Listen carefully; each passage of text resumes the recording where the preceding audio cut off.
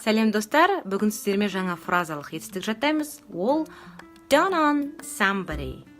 Dawn on somebody. If something dawns on you, it means that you realize it for the first time.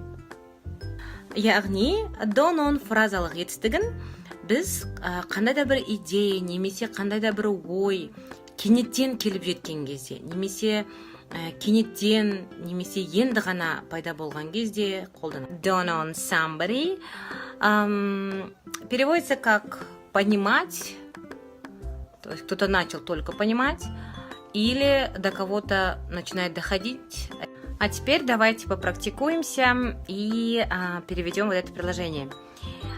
Истинное значение его слов осенило меня, либо дошло до меня. Попробуйте.